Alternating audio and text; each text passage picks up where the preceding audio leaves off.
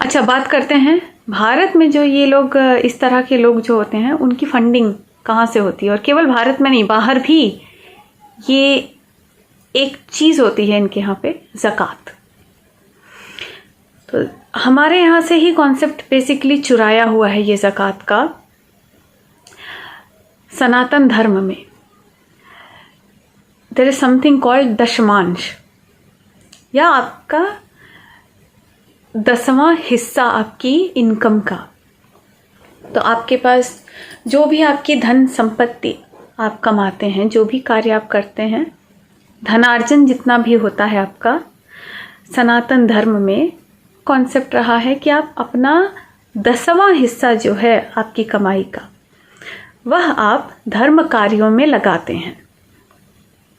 हम सब ने देखा होगा, बड़े बड़े सेठ हैं, तो जो मतलब पुराने समय के जो सेठ रहे हैं, शहरों में उन्होंने प्याऊ खोले हैं, कहीं कोई अनाथ आश्रम या इस तरह के धार्मिक कार्य कराए हैं, मंदिरों को डोनेशन दिए हुए हैं, और वो सतत करते जाते हैं। ये उसी प्रथा का निर्वाह है जहाँ पर आप अपनी कमाई का 10वां हिस्सा जो है वह आप धर्म कार्यों में, सामाजिक कार्यों में लगाते हैं। कहीं आपने किसी हॉस्पिटल को दान दे दिया, आपके बस में है तो आपने हॉस्पिटल खुलवा दिया, नहीं तो आपसे जितना बन पड़ा 10%, ज़्यादा नहीं, केवल 10% आपने दान दे दिया। या आपने कभी मंदिर में दान दे दिया, या किसी भी जिसको आवश्यकता है, किसी निर्धन को दे दिया, कहीं प्याऊ लगवा दिया तो लोगों के पानी की व्यवस्था होते रहे। इस तरह से आप कार्य करते हैं।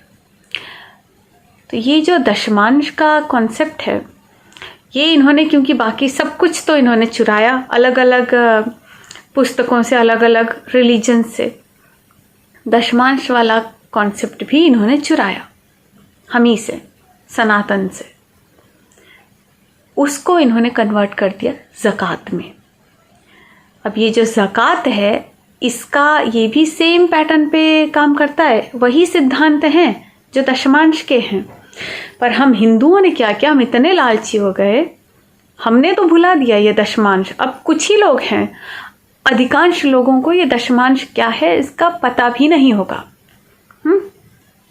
इनके यहाँ पे अगर कोई आदमी 10 रुपया कमाता है, उसमें से भी वो इंश्योर करेगा कम से कम 1 रुपया वो दे के आए, ठीक है। तो इनके यहाँ बड़े से बड़ा आदमी, अमीर आदमी या गरीब से गरीब, ऐसा आदमी जिसके पास अपने खाने के लिए खाने का ठिकाना नहीं है, ये लूट मार करके खाएंगे, पर ज़कात ज़रूर देंगे। हर महीने ये ज़कात ज़रूर निकालेंगे अपनी।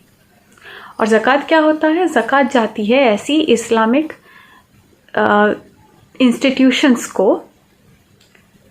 और इस्लामिक इंस्टीट्यूशंस क्या करती हैं? वो इस्लामिक इंस्टीट्यूशन बेसिकली हमास जैसी होती हैं। हमास है, हिजबुल्लाह है, या भारत के भीतर बैठी कई ऐसे इंस्टीट्यूशंस हैं।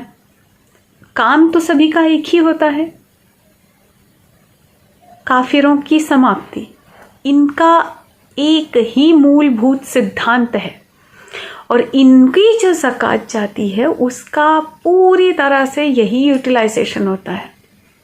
कहीं आपने देखा है कि अच्छा, बाढ़ पीड़ितों की मदद के लिए ये लोग आए हैं और अपना जमा किया हुआ धन दे दिया है? कभी देखा है? कभी आपने देखा कि अच्छा, कोविड में कोई शिविर इन्होंने लगाया था जिसमें सबके लिए, इनके लिए नहीं बोल रही हूँ, इनके लोगों के लिए तो ये अपना आगे आते हैं, इनका फंडिंग इसी तरह से चलता है। पर आपने कहीं देखा कि अच्छा, एक हिंदू एरिया में, हिंदू बाहुल्य एरिया में इन्होंने कोई कैंप लगाया, कोविड में इन्होंने खाना बांट दिया हो? अभी अभी हुई थी ना, इतनी बड़ी पैंडेमिक हुई थी, लोगों को क्या क्या तकलीफें नहीं हुई। सबने अपने यथासंभव सारे प्रयास किए। लोगों ने, मिडिल क्लास लोगों ने खाने की सामग्री बांटी, पैसे दिए, दवाइयों का प्रबंध कराया। हर आदमी उठा था अपने अपनी क्षमता के अनुसार, सबने किया। और ये सारे मिडिल क्लास की बात कर रही हूँ मैं, धनियों की तो बात छोड़ दीजिए आप। हिंदू समाज में तो सबने किया। इन लोगों में से कितने लोग उठ के आए थे? ये लोग आरएसएस वीएचपी को तो तुरंत गालियां देने आ जाते हैं, हमारे लेफ्टिस्ट भी। आरएसएस, बीजेपी और वीएचपी इन सब ने तो किया अपने अपने स्तर पर। शिवसेना तक ने लगाए थे ऐसे कैंप, खाना बांट रहे थे, दवाइयाँ बांट रहे थे। इन लोगों ने कितना किया? वक्फ बोर्ड ने कितना किया? कभी किसी ने पूछा? कुछ नहीं किया।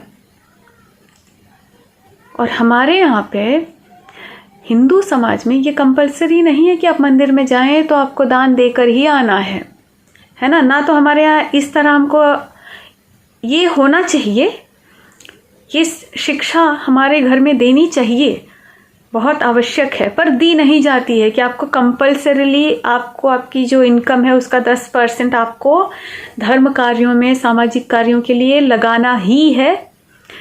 ये आपके ऊपर कोई इस तरह का दबाव नहीं डालता, कोई कंपलसरी नहीं कहता है, पर इनके यहाँ बचपन से सिखाया जाता है। और बिलीव कीजिए, अगर नहीं करते हैं तो आप जाइए, 4 लोगों से घुलिए मिलिए, इनके समाज के लोगों से, वो आपको नहीं बताएंगे सामने से, आपको घुल मिलकर उनसे पता निकालना पड़ेगा। इनका अगर 100 रुपये कोई कमा रहा है तो 10 रुपये ज़रूर वो दे रहा है।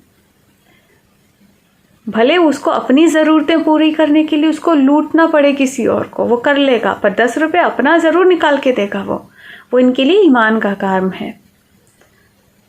तो अब आप समझे, जब आप सस्ता किराना लेने, भले आपका मतलब फल वाला ही क्यों ना हो या नारियल पानी वाला ही क्यों ना हो, आप 50 रुपये का सामान आपको वो 40 में दे देगा। और आप इस चक्कर में, इस लालच में, 10 रुपये बचाने के लालच में आप जब उससे सामान लेते हैं ना, तो जो आप पैसे उसको देते हैं वो पैसे आपके अपने भाई बहनों तो छोड़ दीजिए, मतलब वो समस्त मानवता पर इस तरह के अत्याचार करने के लिए आप फंडिंग कर रहे हैं। इस बात को जानिए, अपने भीतर इस गिल्ट को, इसका अनुभव कीजिए कि आप क्या कर रहे हैं। और यदि मेरी बात आपको झूठ लगे तो कृपया मुझे सीधा एक सिरे से मेरा इनकार करने की जगह आप अपनी आँख कान खुले रखिए, अपनी बुद्धि को खुली रखिए और ऐसे लोगों के बीच जाइए, समझिए वो क्या करते हैं, उनका लिटरेचर जो है उसको कभी पढ़िए और फिर समझिए ये लोग कैसे ब्रेन वॉश होते हैं, किस तरह से ये लोग काम करते हैं। इनके थ्रू ब्रेन वॉश ना होइए, आप खुद समझ जाएंगे ये लोग किस तरह से फंक्शन करते हैं, और तब आप कोई वेल इन्फॉर्म्ड डिसीजन लीजिए। और जो लोग मेरी बात को समझ रहे हैं उनसे मेरी विनती है, कृपया आप ऐसे लोगों से 1 पैसे का भी सामान खरीदना बंद कीजिए। धन्यवाद। जय श्री राम। वंदे मातरम।